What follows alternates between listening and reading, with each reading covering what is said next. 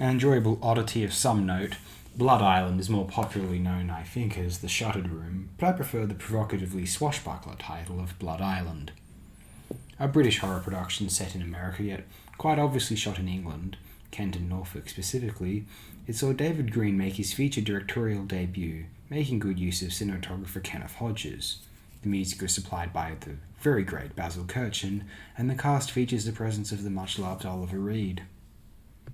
Reed is playing an American, rather poorly from my perspective, although I wonder if one hadn't known Reed and watched it, not knowing his true voice, whether it would come across passable. It is difficult to say, but maybe not.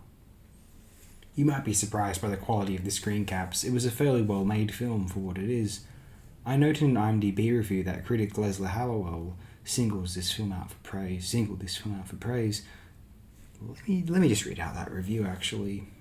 The Shuttered Room was reviewed by, well, good thing I'm reading out, no wonder I want to read this out, Bunwell 1976. This is from the 19th of October 2008. This is one of the few examples from vintage horror to take as its source an H.P. Lovecraft tale written of August Derleth. I'd always wanted to watch because while awarding it no stars, late British and famously conservative critic Leslie Hallowell had nonetheless singled out for praise its direction and cinematography. And he was perfectly right, because director Greene, in his feature film debut, makes expert use of the camera, including via his then groundbreaking adoption of the killer's POV technique. First set in America, the film was entirely shot in England, so that British actors like Oliver Reed, in a role reminiscent of the one he played in Hammer's oddest outing, Joseph Lacey Caesar the Damned, 1963. That film is a tremendous masterpiece, by the way. Down to his yearning for a female relative, and Flora Robson as the old lady who obviously knows more than she lets on, lives inside a lighthouse and keeps an eagle for a pet. Incidentally, she would herself play an extension of this same character in The Beast in the Cell in 1970. Oh, yes. Affect an American accent throughout. The leads then are nicely filled by genuine Americans, Gig Young, the typically no-nonsense hero, and Carol Lindley, in what amounts to a dual role. She's returning to her hometown, a remote and backwoods community living under a cloud of mystery and dread, as it happens, fabricated, relating to the house in which the incoming couple intend to stay. Their tenure there isn't made any less comfortable, save by the somewhat obnoxious antics of the men folk led by the hot-tempered and virile Reed. There is eventually put into place in a surprising and amusing karate fight with Young. Still towards the end, while hubby Young is eventually being humiliated by the rest of the gang, Lindley is followed to her house and assaulted by Reed, anticipating Sam Peckinpah's Straw Dogs, 1971, in this regard, though he has reckoned with the dangerous figure lurking in the titular location. Incidentally, its rapacious movements seem to be echoing those of Robson's eagle itself. Many are perhaps jaded by Lovecraft's trademark supernatural illusions, but were disappointed by the ultimate earthly revelation.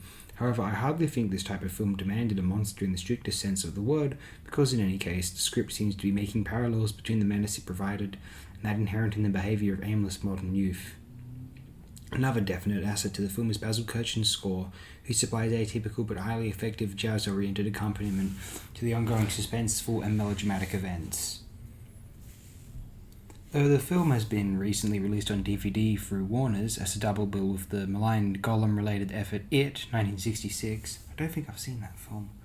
I had actually acquired this only a little time before its announcement, consequently the edition I ended up with was not only sourced from VHS, with resultant intermittent artifacts, but in the full-frame format to boot. For what it's worth, the same practically goes for free sci-fi titles, which have also just debuted in the digital format, namely Moon 02, 1969, we all know Moon 02, Phase 4, 1974, one of my favourite films of all time, as we all know by now, and The Ultimate Warrior, 1975. I think that's one of Robert Klaus's films. It's quite a strong one, I think, if I remember correctly. Robert Klaus or Robert Furst? Pretty sure Klaus. What is this film's relation to a very H.P. Lovecraft Christmas? It is apparently inspired by a short story from August Derleth, The Shuttered Room, published in 1959, which was creatively prompted from an idea and notes which were apparently written by Lovecraft. August Derleth is actually a noted figure in the development of Lovecraft's reputation and the availability and popularity of his peculiar cosmos. Though Derleth wound up being a rather contentious figure in his depiction of the Cthulhu mythos, he was accused by well-received Lovecraft critic/fan Michel Houellebecq. Houellebecq's obviously a very noted author in his own right, of simplifying the Cthulhu mythos to this battle between good and evil, and even even the prospect of